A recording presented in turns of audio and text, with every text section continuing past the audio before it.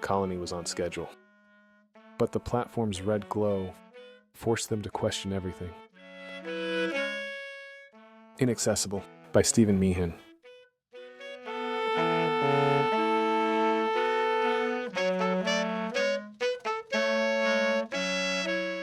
Declan, the colony is nearly finished. How goes the platform?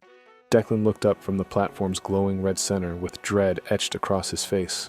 Brielle, we have a problem. Brielle looked from the worried platform technician to the glowing red crystal at his knees, and she began to take on his concern. Declan, these platforms don't fail. Swallowing the lump that formed in his throat, Declan looked up and rubbed his throat. There's only one reason a crystal glows red, and you know it. Stay here, Declan, and touch nothing. Brielle spun away and headed for the captain. She bolted through the corridors, at full speed, skirting corners and startling colonists. She ran until she reached the new colony's civic center. Whenever the ship approached a new planet for the Federation, the captain borrowed that chamber. She paused outside the doors, steadying herself. When she was able to breathe naturally, she opened a door, and her eyes immediately found the captain. She walked up to him and reported her dire news. Captain Quinn, something is wrong with Homeworld. Confusion seeped onto the captain's face with her words. He turned toward her, shaking his head. Brielle, what are you going on about? The platform's crystal is glowing red, sir. The captain's face drained of color. He looked at Brielle and held his breath. He wiped his lips as he inched forward. Are you sure it was red? Yes, sir. Brielle answered, as she forced a lump down her throat. Quinn's gaze whipped to the door as he snapped his fingers. Connor! A man poked his head through the open doorway. Yes, sir? Quinn looked at the young man with narrowing eyes. Get a portable communication pack. We need to raise Homeworld. Yes, sir, he said as he vanished from view. The captain's eyes hardened as he stared at Brielle. And Connor, I wanted it here an hour ago. Is that understood? Yes, sir, he said, his voice fading down the corridor. Quinn's gaze drifted away from Brielle as his fingers tapped his desk.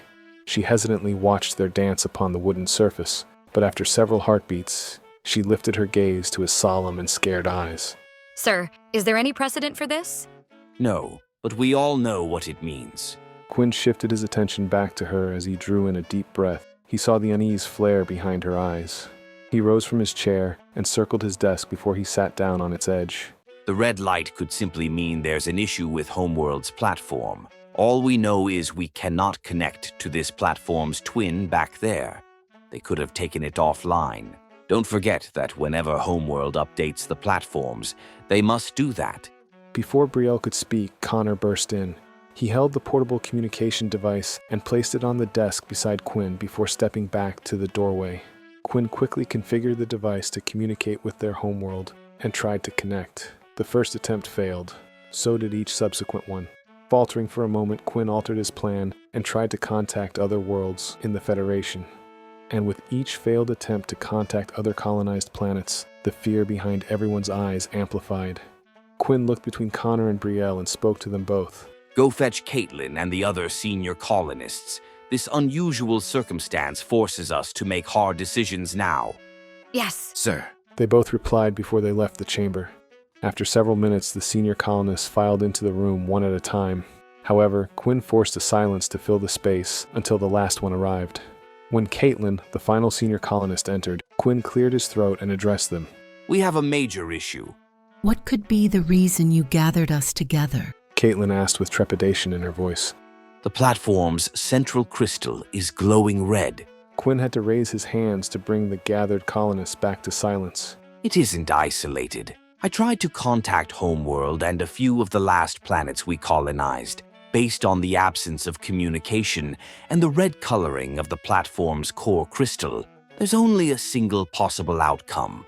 It means that the Federation is dying or already gone, Caitlin said, her expression perfectly still.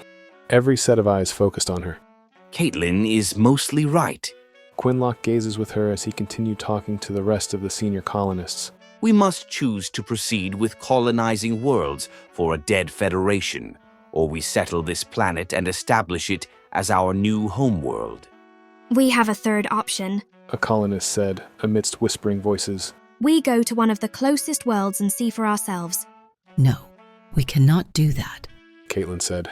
She lifted her hands, and the murmuring that had started after her words died away. Quinn is mostly correct. We all know the platform is difficult to damage. Anything capable of severing a platform would also destroy the connected world's atmosphere. Where am I wrong? Quinn asked.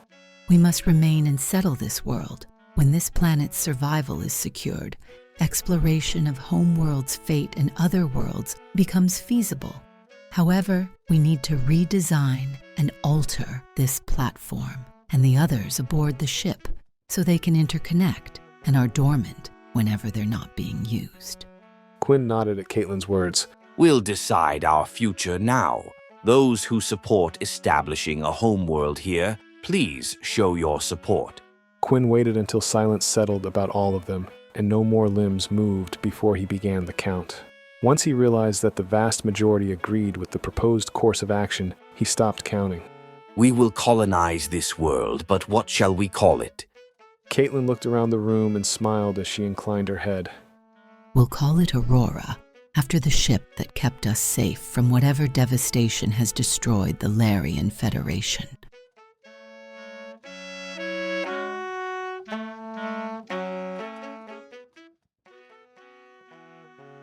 With that, our story concludes. I hope you've enjoyed today's reprieve from your daily grind.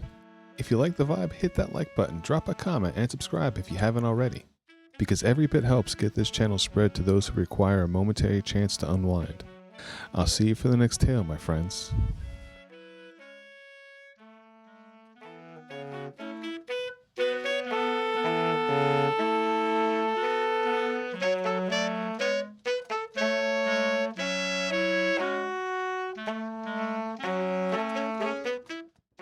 Thanks for reaching the end of the video.